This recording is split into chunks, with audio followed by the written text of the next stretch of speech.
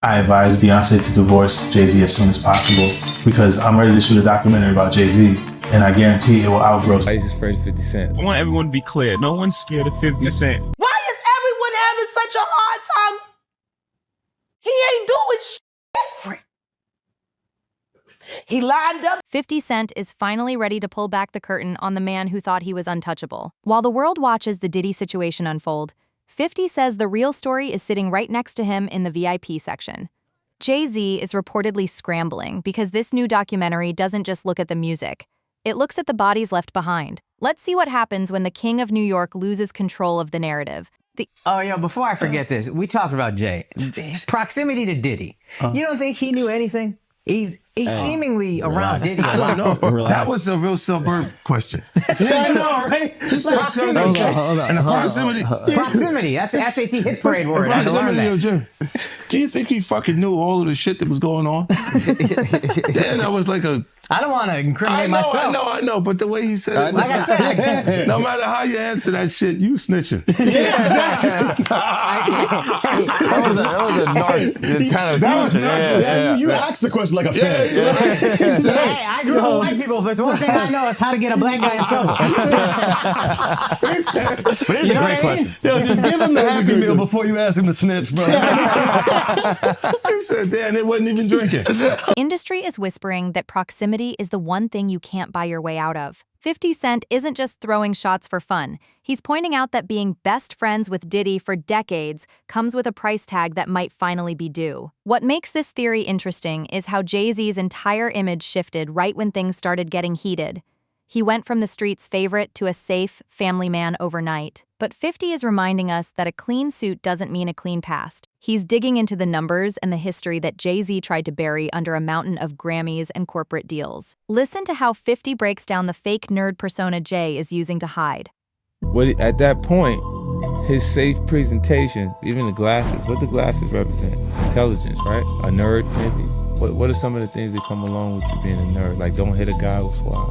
He's not identifying with the transition and difference and the perception of Jay-Z. Now he's really safe, and people feel comfortable with him because they know he's not going to do anything inappropriate or try not to.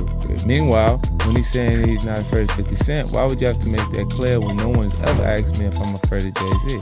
In fact, his largest selling record sold 430-something thousand copies. My largest selling records, plural, 2 of them sold 5 million. So it's a huge difference in who we are with each other internationally. The shift from the streets to the boardroom was a masterclass in PR, but some people say it was actually a survival tactic. That's where things start to connect. If you look at the timeline, Jay-Z's biggest wins came right when he needed a shield the most. We're talking about a level of influence where you don't just win awards, you use them as armor against the truth. 50 Cent is hinting that the upcoming documentary will show exactly how those trophies were used to distract everyone from the real business deals happening in the dark. And it's not just 50 talking anymore. Even the people who used to protect the inner circle are starting to speak out about what was really going on at those parties. Personally, right, how do you think people view Puffy right now with everything coming out? Well, my perception of the public opinion is that right now, I believe not only that I wouldn't say people hate him, people just think that he's probably one of the nastiest MFs that ever was in the industry. Ever, bruh. Some of the stuff that these guys are hearing that he's doing, I know they turn in their head that they was hugged up, kissing them all on the cheek. They kissing each other on the cheek and everything like that. I know these guys who used to probably party with him, you know what I'm saying? They feel disgusted. Because now, if you did an after party with Diddy, they know it's a possibility that you could have had another man energy on you. And I ain't talking about no energy drink. You could have had another man energy all on you. So now they looking funny, man. And then now with the fact that, what he did to women and how he did women, which is disgusting. I don't know any pimp that I've known back in the past that did some of the stuff that he did. Dude was violent, bro. And I don't know if it was because that he hate women or he loved women. It's something that he really need to get some psychological help behind. But the public, he could never be in the public eye again, bro. He better go to Bali with Russell Simmons whenever he get out of jail. Because he could never come back from this, bro. When the bodyguards start talking, you know the walls are closing in. Gene Deal is dropping names that make the entire industry look over their shoulders. He's describing a world where bad energy was just the tip of the iceberg. And that's where this ties back to Jay-Z. If Diddy was the one doing the dirty work, who was the one benefiting from the silence? The theory is that Jay-Z isn't just worried about his reputation, he's worried about being labeled as the person who let it all happen. 50 Cent is betting that when the public sees the footage he's gathered, the business mogul image is going to crumble faster than a house of cards. Just look at how Jay-Z's camp reacts when the real questions start coming. Relying on— They said in the statement was, if you really believe this happened, then press criminal charges. He said, pull up. But I don't think that was... Tell me. Okay, look. Because of the statute of limitation, there is there is no criminal. So it's a... So making a statement is to make people feel like... But apparently if she's under 18, didn't you say it still could be criminal? Yeah. He knows he's fed. He used to be a cop. So you turned him into a cop. He used to sell drugs and then he became a police officer. Did you know that? You say, how to rob. Glorified security. But you know what he would do? When they would arrest G-Unit guys, he would be like, yes. And he was in the court guilty. Every time. I was actually the cool one. I'll give you the extra fucking cheese sandwiches and shit like that. I'll be looking out. Take care of the family. Hey, you know, I don't know, man. I think, what's the name? I get confused too. When you look at this shit, it's a lot. It's a lot of confusing information, right? But I think when you do point out that, why didn't you file criminal cases? Because you can't. And once on legal technicalities is a bold move, but it's a move made by someone who knows there's something to find. Jay-Z's team is pushing the idea of press charges or stay quiet. But 50 Cent is calling their bluff by focusing on the court of public opinion. He knows that once the documentary drops, the statute of limitations won't matter to the fans or the sponsors. What's really wild is how Jay-Z is allegedly trying to distance himself from his old friends by acting like he was never there. But the receipts don't lie, and the patterns are becoming too obvious to ignore. 50 is basically saying that Jay-Z is setting the stage to let everyone else take the fall while he stays on. Why is everyone having such a hard time? He ain't doing shit different. He lined up D-Haven, stole his life and identity. He lined up Big L, stole his life and identity. He lined up Dame Dash, stole his life, identity, and took his love. Lined up R. Kelly. He wants to be the one.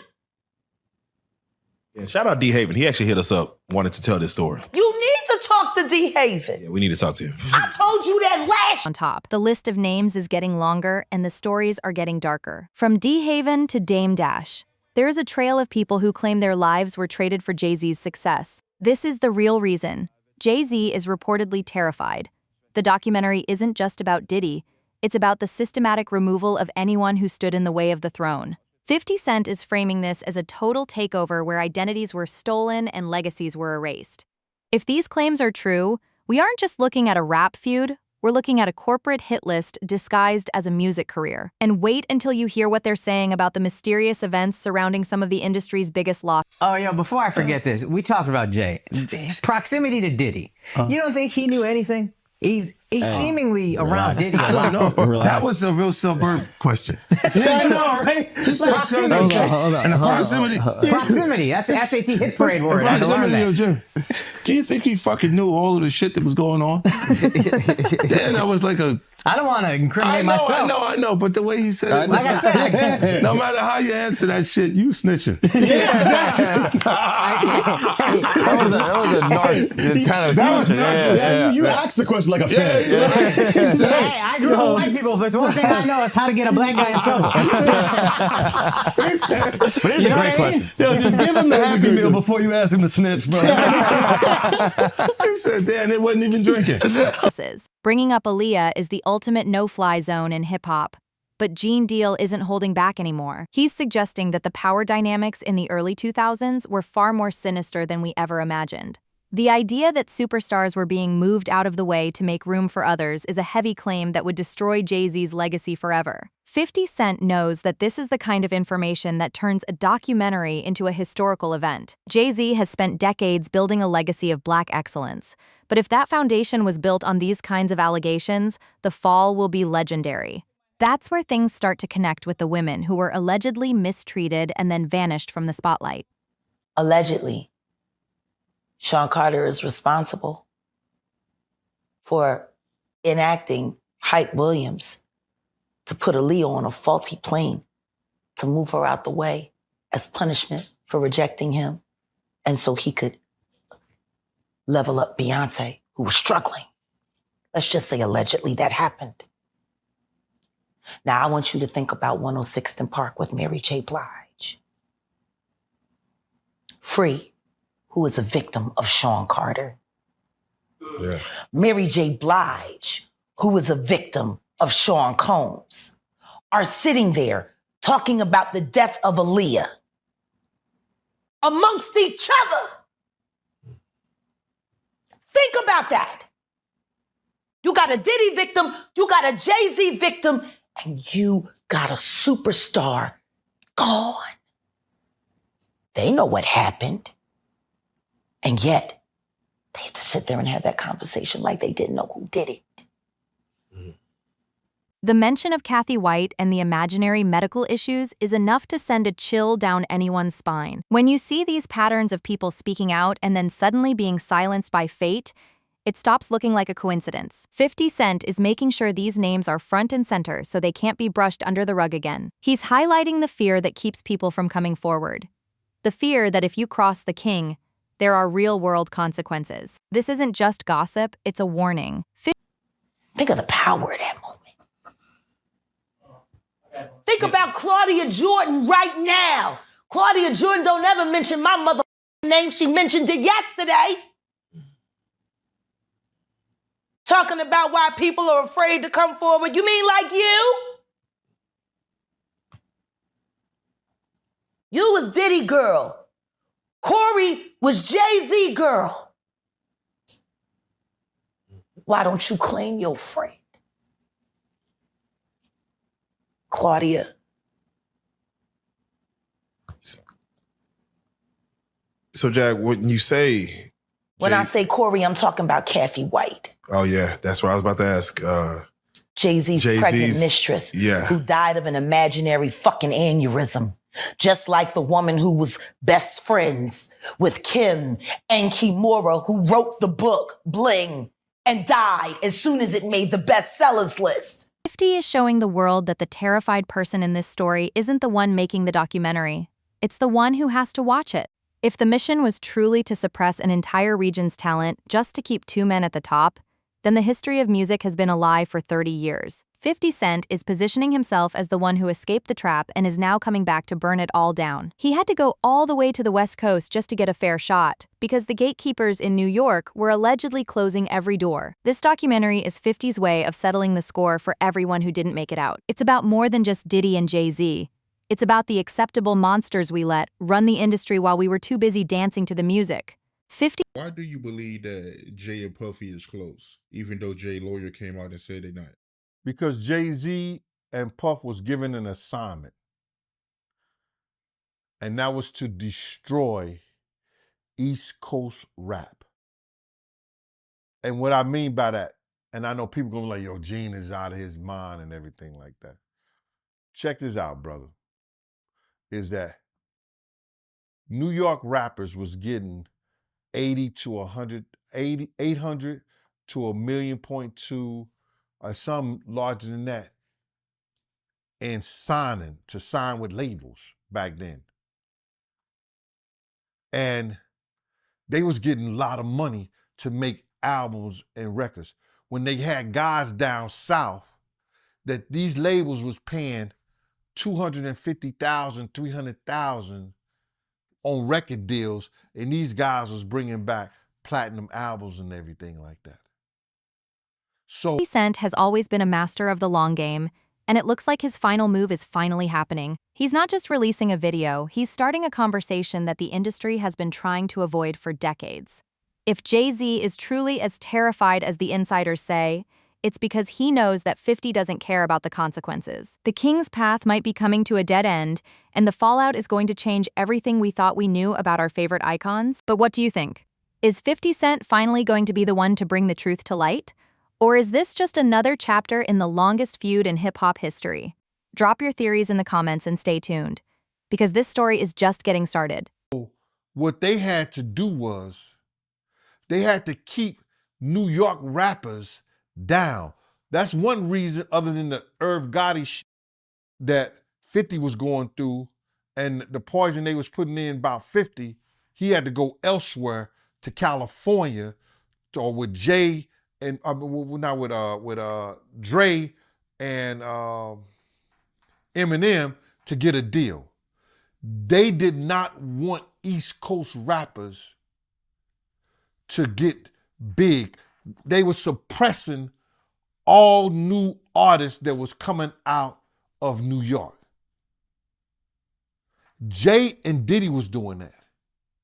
That's why when I heard your story, because I knew this for a long time, but when I heard Dame Dash that Jay wouldn't sign off on nothing, Jay wouldn't do this and Jay would that, because he couldn't let a Cameron blow up. He couldn't let an East Coast rapper like Beanie Siegel blow up. Because him and Diddy was giving that deal, we got to keep these East Coast rappers down. For